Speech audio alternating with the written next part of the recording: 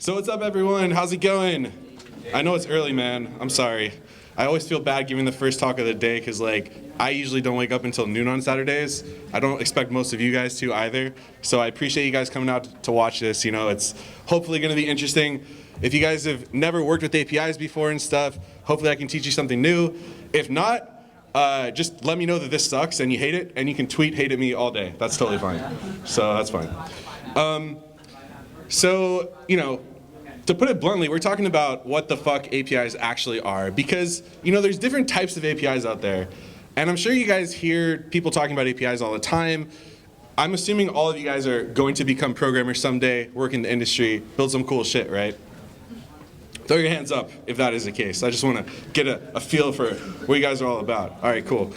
So anyways, my name's Randall. I'm a super laid-back presenter. The way I usually like to give talks is to encourage audience participation. I brought a bunch of candy with me. Okay, so I got a bunch of candy. It's not like the little mini candies. It's like big things of candy. So if you ask a good question, not a shitty question, I'll throw a box of candy at you guys. So that's how we're gonna do it. So don't be afraid to throw your hands up, and I'll call on you, and we'll just keep it interesting.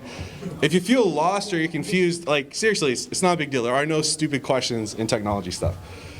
Okay, so let's get right into it. So first off, a little bit of background about me. My name's Randall Degges. I'm a developer evangelist at Stormpath.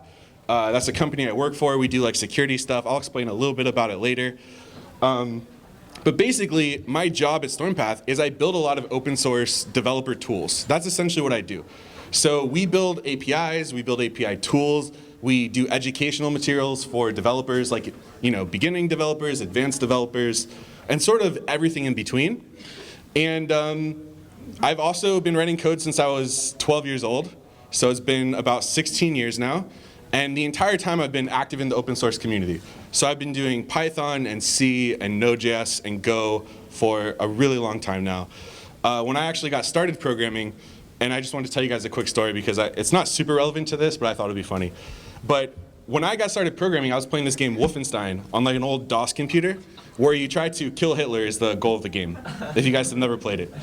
And someone had told me that, like, if you learn how to program, you can like hack this game. And I was like, well, that sounds amazing. Like, maybe you can get God mode or something like that so you can kill this guy way easier. And what I did is, my mom was a librarian. So I went to the library and I said, Mom, show me like a book on like computer programming. And I was really young. And she took me to the computer section, and there was some book there on scheme programming. So I got this book. I went home, I started on page 1. I read like the index, the table of contents, whatever. And I was like, okay, I'm just gonna go straight through this thing until I like build this hack for Wolfenstein. And so what I did is I started Wolfenstein, and I looked at the first code sample in the book, and I started typing into my computer. And it took me a really long time to make anything happen, because guess what? If you type a program into a video game, nothing's going to happen. That is not how you write a program. And it took me like 3 full days to figure this out. So when nothing was happening, I would simply go back and try to retype it. I thought I messed something up. So anyways, I guess what I'm trying to say is I was an idiot when I was getting started. And hopefully this talk makes it a little easier for you guys to get into this stuff. Okay. Oh, and also, sorry, one other thing. It's still really fun writing code, even after all these years. And part of that is just because I get to hang out with people all day that are getting into this stuff. So thanks to you guys for keeping the fire alive in me. So that's awesome. All right. Anyways, you guys are just getting into the tech industry, right? Most of you guys are students. Throw your hand up if you are a student. Okay, perfect. How many of you guys have people talking to you about API stuff already? Throw your hands up again. So what you're going to notice the farther into this thing you get is everybody wants to talk to you about APIs, like literally everybody. So like people are like, APIs are the best, like APIs are amazing, and fucking everybody and their mom will be talking to you about this stuff, seriously. And you know, my mom's a librarian, she has been for a really long time, and she was never into technology stuff, and she actually called me a couple years ago, and I've been doing this job for a long time now, and she's like, hey, could you tell me like what an API is? And I was like, wow, it actually got to my mom somehow, that's pretty insane. So anyways, everyone wants to know about it, and it's sort of frustrating, I feel like, for beginners, because if you don't know what they are, it's like, what the hell is everyone talking about? And giving me, you know, it's just sort of frustrating to not understand it. And there's different types of APIs. The kind I'm going to talk with you guys about today are what most people are referring to when they're talking about APIs. And specifically, that's web APIs. So these are API services that run over the internet that you can interact with to do a bunch of cool stuff. And the best way to describe them is this. So APIs are websites that are made for computers instead of people. That's pretty much what everything boils down to. And I'm going to walk you guys through it and show you how to use them and examples and stuff like that. But if you take anything away from this, take this away. Like, they're just really, really simple, easy to build websites, and that's all. All right, cool. So websites for humans are pretty horrible, like our robot friend here is talking about. The reason websites for humans are so bad is because everyone is like a unique snowflake. Like, if I ask you what you think of Google's homepage design, you might like it. But if I ask you, you might say, wow, that design sucks. I don't understand it. Or maybe they should have a black homepage instead of a white homepage. Everybody has their own opinions. Everyone understands things differently, visually or audibly in all these different ways. And so one of the problems that we programmers have when we're trying to build websites and convey information to other humans is that humans are fickle, right? Nobody really knows what the fuck they're into. It's really hard to build something that everyone is going to understand and appreciate. And that's why technology is such a big industry now, is because people are really hard to work with. And so because of that, let's take a look at an example here. How many of you guys know what an IP address is? Throw your hands up. All right, so I see a couple hands down. So IP addresses are basically your network identifier, essentially. So whenever any device is connected to the internet, you're going to have some sort of IP address that says, hey, here's where my device is located. And that's how things get routed to and from each other. There's been this website around forever. It's called whatismyip.com. And if you go there, it'll tell you what your IP address is, right? So my IP address at home, this is it, 73.15.98.183, right? But as you'll notice, there's all this other shit on this website, right? There's like a Facebook button for some reason, a Twitter thing, a Google Plus thing, resources, how-to, information everywhere. And compare it to the next page I'm about to show you. That's all that it has on there, okay? So if you go to this website, this is actually a free service that I run. And all it does is give you your IP address and nothing else, okay? Now, both of these websites do the exact same thing. They give you your IP address, except one of them is clearly designed for people to view, and this one is clearly designed not for people. It's designed for computers to use. And the reason why is because computers don't care what your website looks like. They don't care how colorful something is, or if things are centered or left aligned, or what the font looks like. All they really care about is that they can get the job done in the simplest possible way, right? And so that's what API services are. They still work using the same protocols. You can access them in a browser. You can access them in a number of different ways. But it basically boils down to that. Computers just don't give a shit about whatever you're doing. They just want answers. So what makes a website a website? Who knows? Fucking throw your hands up if this is familiar. All right, yeah. Everybody knows what HTML is for the most part, right? Yeah. It's its own little mini programming language, I guess. Use it to put stuff onto a web page. You can do stuff like say your page title. You can say, oh, a big thing that says hello world on there. But it's just really basic. You're just putting information out into the ether, essentially. Websites use HTML to show stuff, right? Websites use CSS to style their HTML pages. So when you're building something, if you want to make it look colorful, or if you want to make the images centered, or if you want to change the font style, you need to use CSS to transform your HTML into something that people actually want to look at. And part of the reason why I'm a really bad designer personally is because I don't have the patience for this shit. I'm more of a back-end guy personally. But if you're doing web design, you're going to get really good at this stuff. So this is what makes things appealing to other humans. And then finally, JavaScript. I know all of you guys have heard of JavaScript before, but JavaScript is a real programming language. It's not like HTML where you just use it to describe stuff. It's not like CSS where you say, just show something in a different color. JavaScript is a real programming language, and you use it to make dynamic things happen. So when you're on a website and you click a button and a cool animation pops up, that's all JavaScript. When you play HTML5 games in your browser, that's usually JavaScript code. So it's what you use to make things dynamic. Now compare that to an API service which doesn't have any of those things. All it has is data, that's it. So that's what really distinguishes these two things from each other. Websites need this stuff, and API services need just data, that's all. Super basic. Any questions so far, by the way? No. You guys are missing out on the candy opportunities. I'm just letting you know. There's not unlimited candy here. I'm sorry. So why don't you guys open up the terminal on your computer. If you guys have a computer open the terminal program. If you search for it, you can do it. Now, this is going to be a quick example. Don't feel compelled, but if you have it open already, you know, it'll be fun. You guys are going to use your first API service right now. So if you go to the command line and you type in curl, you know, https://api.ipify.org, what you'll get back is your public IP address. If you give that a try, you'll see what I'm talking about. And I'll pull it up right now, too, just to show you. One sec.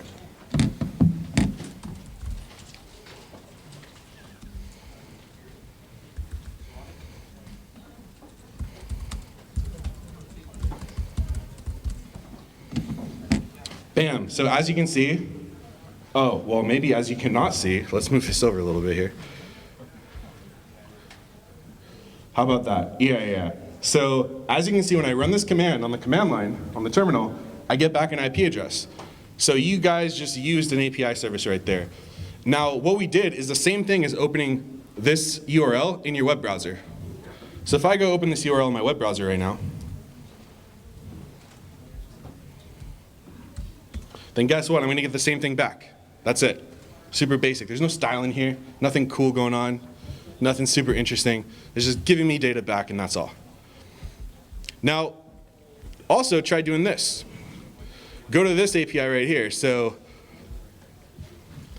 swapi/API/people/1. And anyone want to guess real quick, if you haven't done this already, what this is going to give you? You're never gonna guess, I'm sorry. It's gonna give you some information about Luke Skywalker from Star Wars. So there's actually API services out there that do everything. This one is called Star Wars API. That's what that website stands for, swapi.co. And people build API services for all sorts of crazy shit.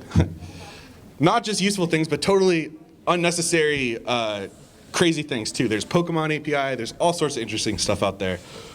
And using them is very simple, you know? Like you can use it from the command line, you can write software to talk to APIs, you can do it in your browser. It's just pretty simple. Any questions so far? Yeah. Okay, go. Oh, yeah, let me just switch back. Here you go. That's because the reason, so her question is, why is she getting back the same number as me? The answer is because we're all on the same Wi-Fi network. We all have the same IP address right now, public IP address anyways. Why didn't yours have a new line? So this API service doesn't return a new line as part of it. So in your terminal, it might not actually show a new line there. Mine does because I have my terminal configured that way, but it's sort of a special setup. So you get the first piece of candy. So watch out, you guys. I don't want to hit anyone in the head, but awesome. Okay, cool. Yeah. Is the internet down? I mean, let's see. No, it is not down. You're not getting candy for that question either. I'm sorry. No, but we can't connect. Someone get these guys the Wi-Fi password, man. Yeah. What was that? API stands for Application Programming Interface. I geek all week. That's the network, guys. Yeah, Dev Bootcamp is the network. And then I geek all week. That's the password. Yeah. It's not working? Really? Well, give it some time.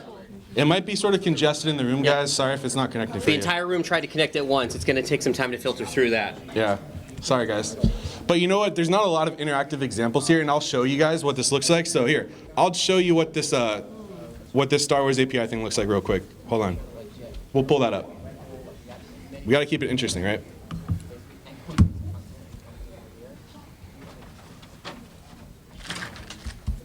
So here's what the Star Wars API is going to return. Whoop. This is what it looks like in a browser. You see a bunch of information here about Luke Skywalker. Now if we do the same thing from the command line,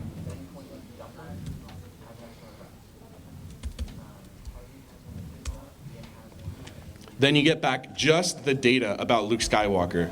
You see his name, his height, his mass, whatever that is, his hair color, skin color, a bunch of information about him, okay?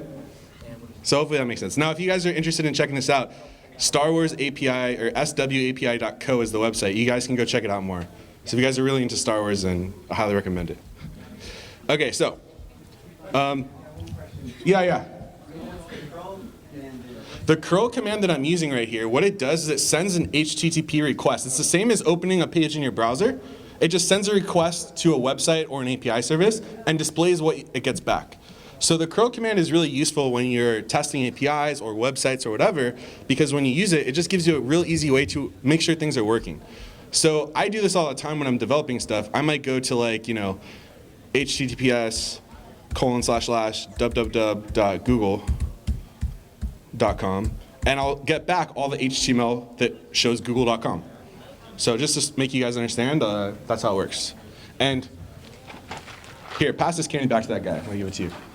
I'm not gonna attempt to throw it way back there. There's a lawsuit waiting to happen. Yeah. So when I open it up on the page on the Google Chrome, so I see like a specific format that Yeah. JSON is in. Is there a reason why they formatted it a certain way? So she's saying when she opens that URL up in her browser, it looks totally different as a design. And the reason it's formatted that way is because the person who runs that API service is recognizing that you're making a request to that service from a browser, and it's showing you extra stuff to make it look human friendly. So it's not like we can copy and paste it. No, yeah. Any other questions before we go on here? So this is how you can access APIs. Real basic use case here, just sort of demonstrating that for you guys. All right, cool. So the next question is like, well, we know that APIs just handle data. That's it, they're real simple. So what sort of data do they actually handle is the question, because humans, they need HTML. That's like human form of data, right? You see something and you understand it. Computers don't have that luxury. Computers are really dumb, okay? So you have to basically show them data in a specific format that they'll understand. Now, when we're talking about web APIs, which is the whole point of this talk, there's really two different data formats that APIs use. And technically, these are something called serialization formats. But all you really need to know is the two of them. There's JSON. It's pronounced JSON, not Jason, by the way. So that's JSON. And it looks something like this. So what I did here is I took a theoretical user account for someone, right? And I defined like a username, and I set it equal to my username, a first name, a last name, and an email. And you can sort of see a couple things here. So JSON data always has squiggly braces around it. This is called a JSON object.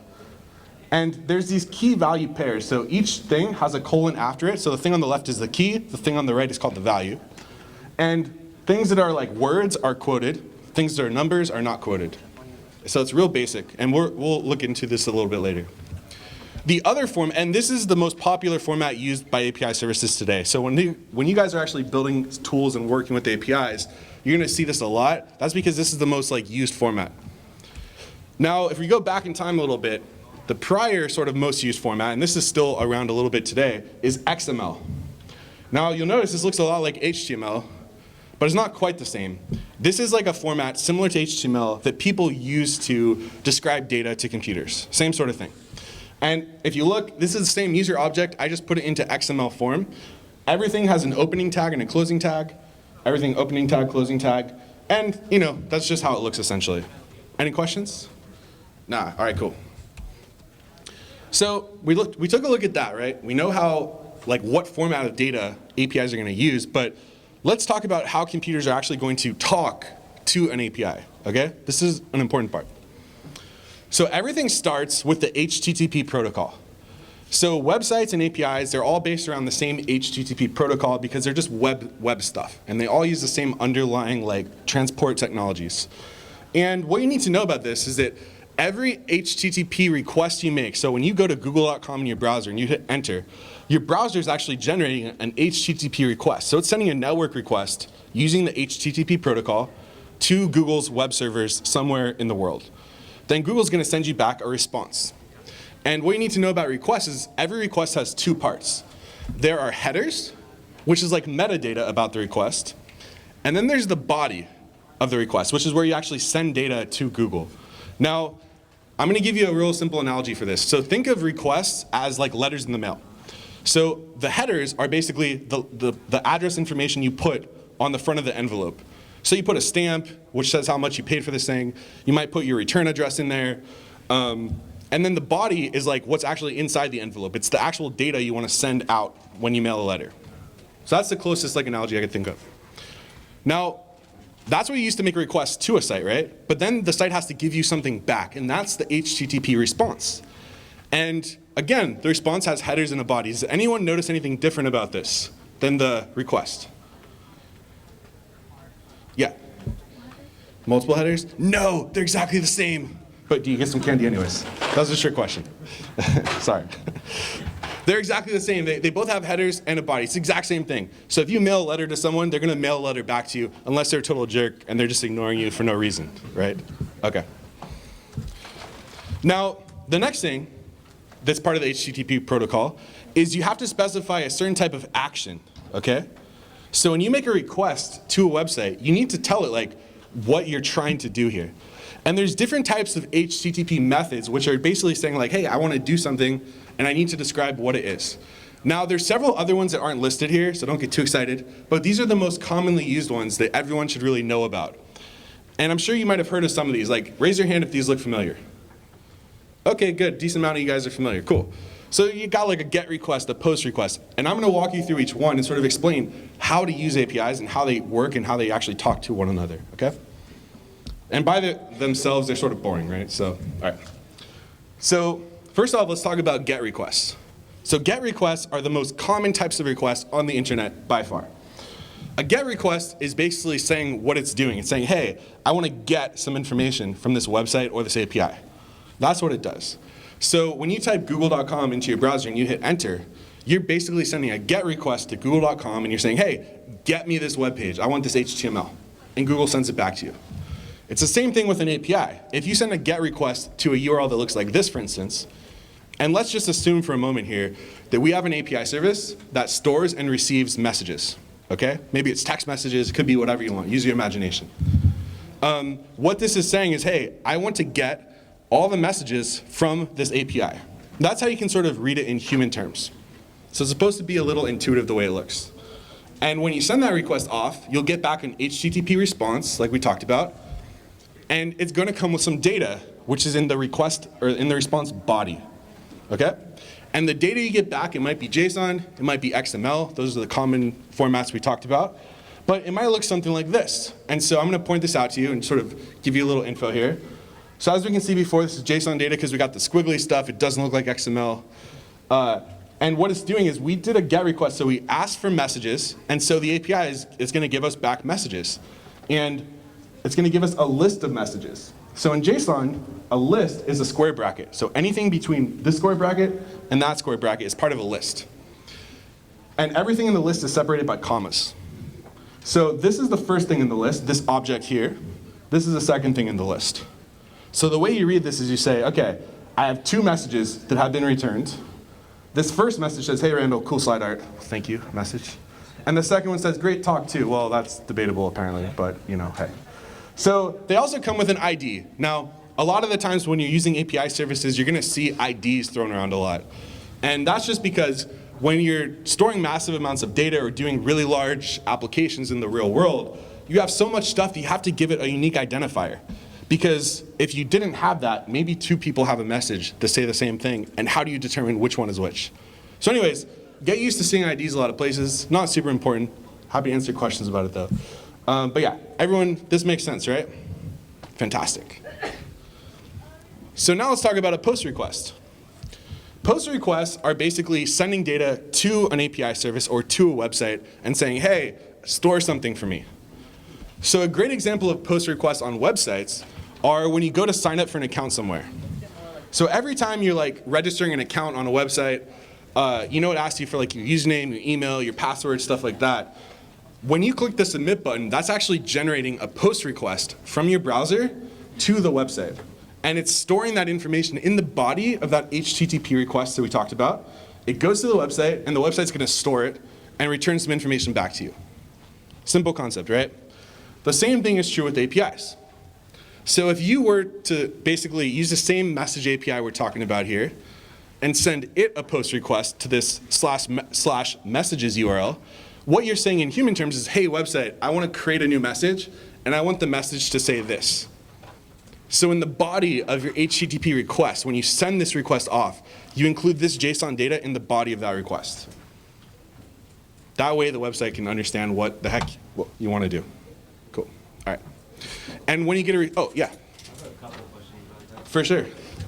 First off, let's say you sent that request, the push request. Uh-huh. Is there instructions like in the API that'll store it automatically, like a certain ID in a certain format? So the question is, if you send a post request like this, are there instructions on the API that determine like how this works? Like, does it save it? Does it give it an ID? How does it work? The answer is, when you're building an API, you define all that stuff. And so whenever you guys are using an API service, there'll be documentation which explains to you specifically what format you need to send data to it in and what it will return and stuff like that. So candy for you, just pass that back to that guy. And also, this is a quick one. I also figure that most like public APIs, you can't just alter or post, right? Because they're probably secure. So the question is, he's saying most public APIs, you probably can't alter a post request. And we're going to talk about that in a moment. So yeah. I saw another hand. No? Yes? Okay, cool. So what do you guys think we're going to get back as a response here? If we send this to a message service, like what would you expect to come back? What was that? Same thing? Pretty much, yeah. So the response we're going to get back ideally is, because we're saying, hey, create a new message, the API service is going to store this message for us, and it's going to return it and say, hey, this was a successful operation. Here's what your stored data looks like. This is what happens in most cases. And as you can see here, it's just returning the stored message, and it also gives it a new ID because we're trying to uniquely identify every message. Hopefully that makes sense. Cool. So now let's talk about a put request. Now, put requests, patch requests, and some of the other stuff we're going to talk about, these things are almost never used in a browser. So I can't really give you a website comparison for them. These are things that are pretty much exclusively used by API services to make your life as a programmer a little bit easier. So I'll explain these, but just know that these aren't happening in like Chrome and stuff normally. So when you send a put request to a URL, what you're basically saying is, hey, I want to update something that's already stored here. So if you notice the URL we're pointing to right here, it's the same URL as before, except at the end it says /1. Oh, question, yes? Like when you do cross-platforms with multiple browsers, do the functions still work? So the question is, when you're going cross-platform on multiple browsers, do the functions still work? The answer is yes. So GET request, POST request, stuff like that from the browsers are always the same.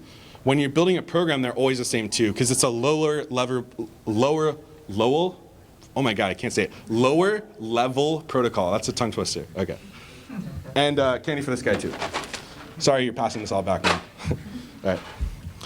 So anyways, yeah, so what you're doing is you're saying, I want to update a message that's previously been stored, okay? So when you give it a URL, you have to tell it what message you want to modify.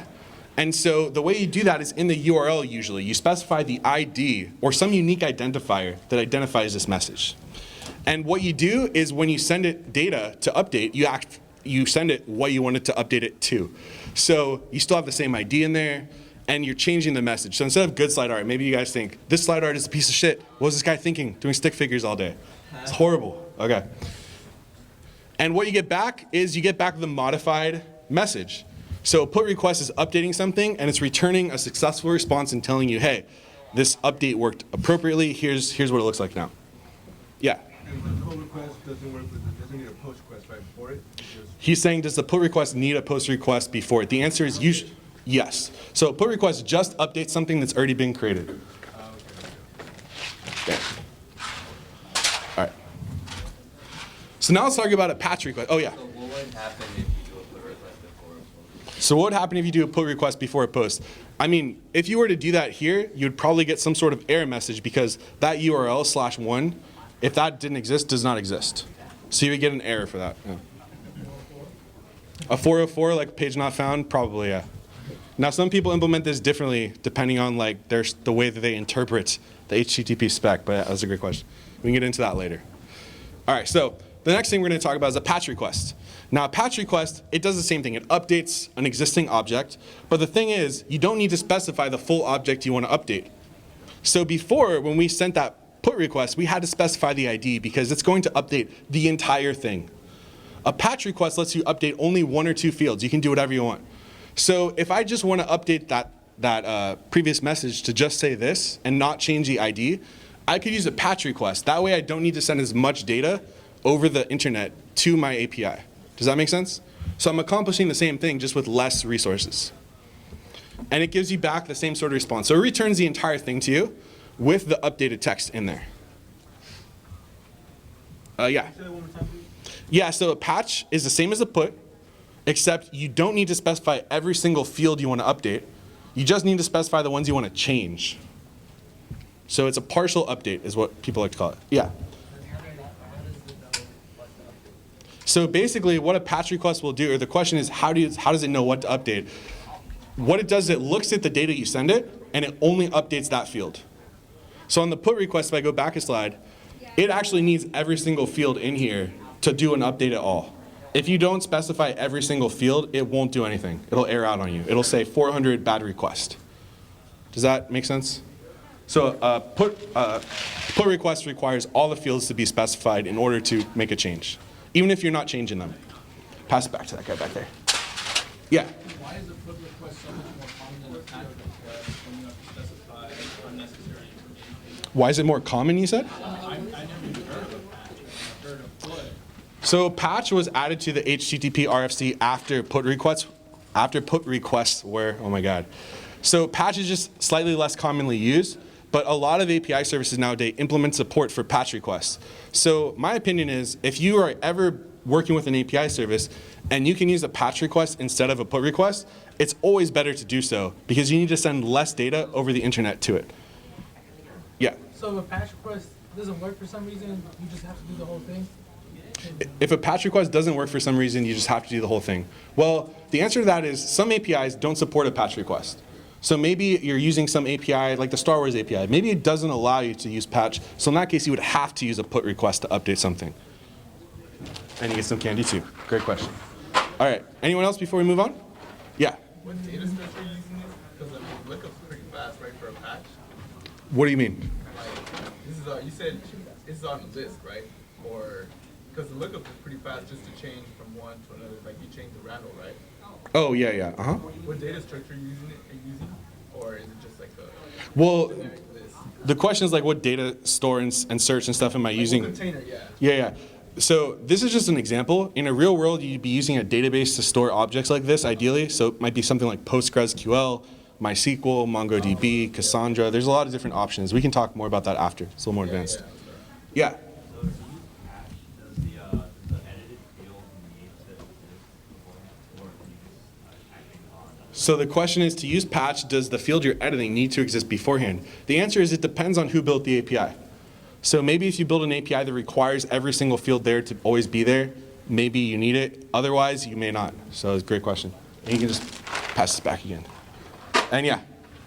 How are patch requests not specified in the same APIs? Like, is that up to the developer or? So the question is, why are patch requests not available in some APIs? The answer is programmers are lazy, yo. That's the answer. So like, usually people who make really good programmers are really lazy. They're really, sort of ignorant because they don't want to do a lot of work. And those are the best traits you can be as a programmer because it encourages you to automate all of your problems away. So the better of a programmer you are, the lazier you can be. I hope that makes sense. Yeah. So the patch, you didn't use any ID. How does it know which one to exactly use? The patch does have an ID in the URL. Yeah, sorry. So that, all right. Huh? Change the ID in the URL.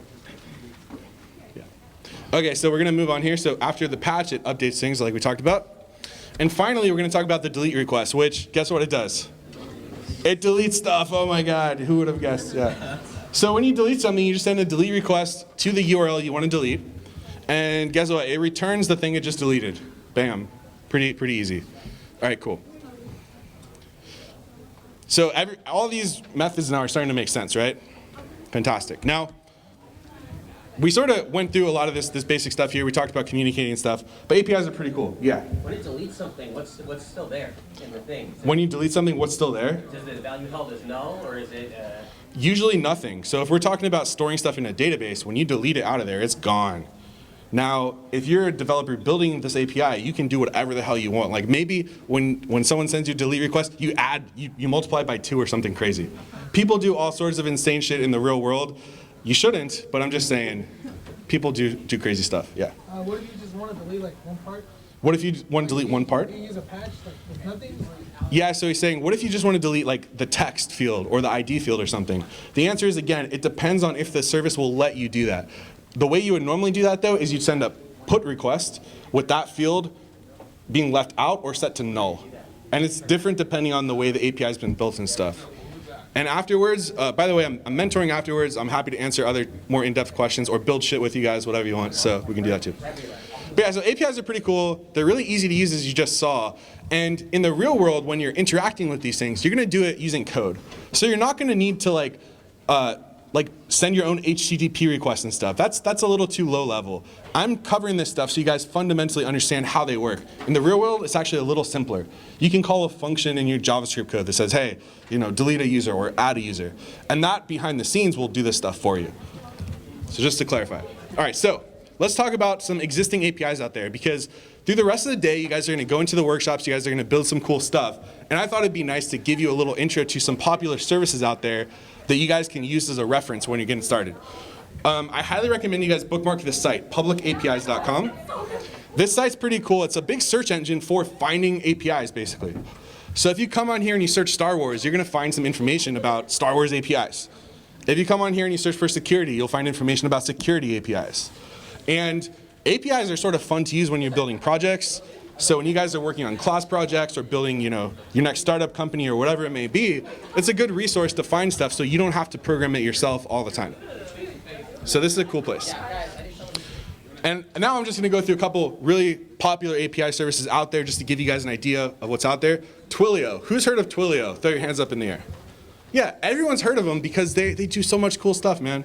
They sponsor a ton of events, they do all sorts of cool open source work, they go to a lot of schools. But basically, anything you want to do with a telephone, Twilio is an API service that lets you do that. So if you want to send a call to someone automatically and say like, hey, what's up, and just hang up, right? They can do that. Or if you want to text message people over and over and over again until their phone explodes, you could do that, although I wouldn't recommend it. And the way this works is, here's an exact, how it works straight out of their API reference material on their website. And just like we talked about before, this is a real world example, so I'm just giving you guys an example here. But you can send a post request to the Twilio API, and what this says is, I want to create, with the post request, a new phone call. That's what this is saying. And what you're gonna do is you're gonna specify the phone number you're gonna make the call from, the phone number you're gonna make the call to, and then this URL here is going to say, hey, once the phone call connects, what should I do next? Twilio needs to know. So it will make a request to whatever URL you specify here, and you can then tell it using XML data what you want it to do. Maybe you want to play a voicemail, maybe you want to play a message and say, hey, you need to go back and check on your prescriptions or something. So it's a really cool service. You can do all sorts of interesting stuff.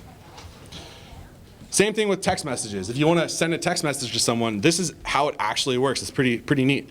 So you can send a post request to the messages endpoint over here, which says create a text message. And again, you specify a from phone number, the phone number you want to send it to, and then what you actually want the message to say. So you can say, hey, what's up, or whatever. So when you see all sorts of cool apps that are doing this thing, like with Uber, when you call an Uber and it arrives, they send you the text message to say your Uber is arriving. This is how they're doing this. They're actually using Twilio to make all this possible. Questions, comments? Yeah. So are those real phone numbers? Let's say if I was actually... Well, the to phone number is my real phone number. So if you guys send me spam, I'm gonna be pissed off. The from phone number is just copied randomly from some website. I don't know who that belongs to, so don't spam them. I'm saying that theoretically, I could just send messages to people and that was from a phone number. So he's saying, theoretically, could I send anonymous messages to people to fuck with them, is what this guy's asking. So we all know a little bit more about this guy's private life now. The answer is Twilio doesn't let you do that, but you can do that with a bunch of other companies. So ask me more about that later if you want like the secret illegal infos. Okay. So also, APIs aren't really limited to normal stuff, right? You can do really insane things with them that you might not expect. Like there's a company called Shippo, and you can actually use their API to ship physical things. which is fucking insane to me. Like, it's so cool. I think it's one of the most interesting things out there. So what you do is you tell it, like, I have a package. It's these dimensions. It's this weight, whatever. And what it does, it finds all the different ways to ship it, like USPS, FedEx, etc. You can have it find the lowest cost way based on the time frame you need, and it just prints shipping labels for you. You throw it on your box and you just send it out. So it actually handles all this stuff for you. It has tracking information. It can send you information when things arrive and are delivered. It's really interesting. Yeah. What was that? So the question is, do APIs use APIs? Hell yeah, they do. Like, one of the most interesting things about APIs is this, right? We are at a really cool point in the world where everyone knows about APIs and stuff. The reason why they're so popular and such a big deal is because they let people like us build really cool tools that weren't possible before. So there's a company that lets you ship stuff through an API, right? There's a company that lets you do telephone stuff through an API. That means if you want to build like a dating app, for instance, you can do that way easier than before. You don't need to build your own phone system from scratch. You don't need to build your own shipping system from scratch. You can just leverage stuff that other people have already done to build cooler stuff on top of that. So the answer is yes. Every company you guys are familiar with, they're all using APIs extensively internally to do stuff. Yeah. So all APIs are open source? Are all APIs open source? No. There's a bunch that people just have in their companies and stuff like that that other people can't access. But for the most part, there's enough public APIs available that you can find really interesting ways to do things for almost anything you can think of. Let's say theoretically I'm building a product or app or something, dating app you mentioned. Am I relying on like the API creator's goodwill that's going to stay a public API and I can keep using it? So he's saying, if I start using an API, how do I know it's going to stay up and that someone's not going to just get rid of it? The answer is you don't. Right? So there's a little bit of trust involved, because if you start building applications that use the Twilio API, for instance, and Twilio goes out of business, or they just shut it down and say, you know what? Screw you, man, you suck, right? Like, you're sort of out of luck. So then you just need to find another service to do it or build it yourself. So they're not the perfect solution, but they do get you very close and let you build things much faster than is normally possible. All right, so Shippo lets you ship stuff. It's very cool. I highly recommend you guys check it out. Stripe. How many of you guys have heard of Stripe? Throw your hands up. Fantastic. So back in the day, like, PayPal is what everyone used to collect money on the internet, okay? Like, everybody used that. Then Stripe came along a couple years ago, and they have this API service that makes it way easier for programmers like us to actually collect, money. So you can do a single API call with Stripe, and you can say, I want to charge this person $30 a month, and it will handle all that stuff for you. It's very, very simple to use. It does very cool things and makes handling payments way simpler. Also, the company I work for, Stormpath, shameless self-plug here, but we're a real popular service as well. We're free to use. You can go online, sign up, and use it. And we basically make it really easy to register users for your website, log them in, handle stuff like Facebook login, Google login, any sort of social authentication, and a bunch of other stuff. So it makes it really painless to sort of build that stuff into your project so that you don't really need to understand how to do it yourself. It's really cool, and I'll be around all day if you have other questions. And then finally, just mentioning these because everyone really likes this stuff. Every social site ever has a really cool API. So how many of you guys use Reddit? Throw the hands up. There's a few. All right, cool. I use Reddit all the time. I'm on there constantly pretty much looking at cat pictures and whatever. But they have a really awesome API. So does Google and Snapchat and Instagram and everything else. You can do really cool things with those. So if you guys are building fun projects and want to do a mashup between different services, just check, Google, like, whatever you're looking for plus API, and I can almost guarantee you'll find what you're looking for and be able to do it, pragmatically with some code. And finally, just to recap everything, APIs are pretty magical, right? So what's great about them is they let you build on top of layers of abstraction. So you can really automate things that you couldn't really do for a long time up until just recently. They make things really simple, and they're honestly really fun to use. So as a programmer in the industry, a lot of what you guys are going to be doing is working with API services, building your own, contributing to them, debugging them, fixing problems in them. This is a huge part of what modern web development is about nowadays. So yeah, they're important to know about, important to learn about, and stuff like that. Any questions? Yeah. What about editing, like, publicly? Like, for example, like, catching something, like catching, like you access the Facebook API, you can't just like randomly change a comment, or like randomly change a post somewhere. So he's saying, what about the Facebook API? Can you randomly change a comment or a post? The answer is APIs have different levels of security on them. So the Facebook API, for instance, it might let you post to your wall. It won't let you post someone else's comments or update someone else's comments. So things are still going to be restricted based on what they allow.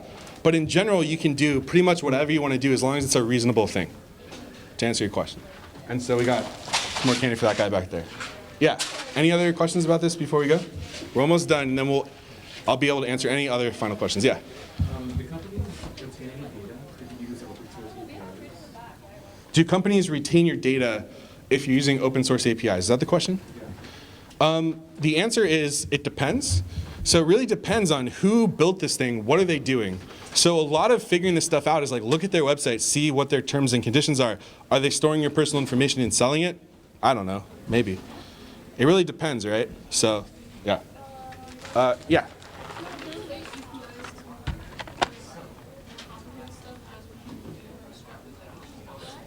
So she's saying, can you relate APIs to more complicated stuff other than just HTML and CSS and stuff? No, I mean, like, so, it just sounds like API is the template for some, I guess, service that you want to build, and then Bootstrap is for HTML. Oh, so she's asking the difference between different types of APIs. So let me break that down for you.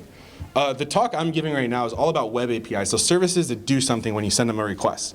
What she's asking about is, well, there's other types of APIs too, right? Like in HTML and CSS, if you want to style your page, you can use this thing called Twitter Bootstrap. It's sort of an API, and it lets you basically design your pages nicer by using special like constructs.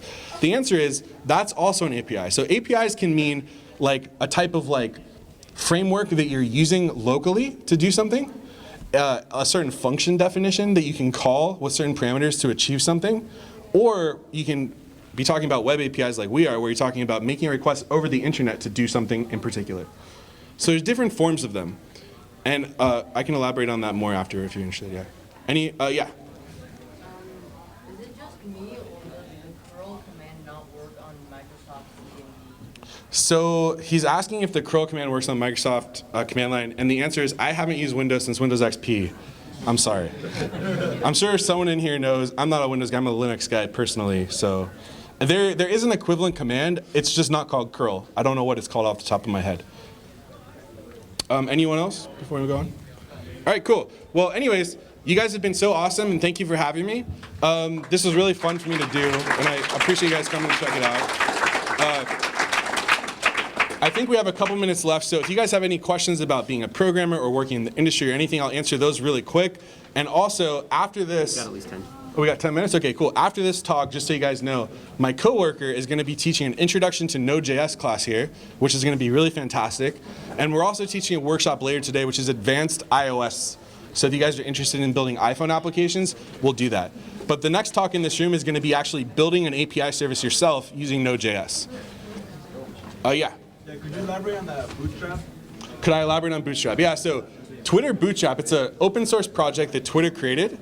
And what it allows you to do is more easily design websites, not APIs. It allows you to design websites really easily. Any other?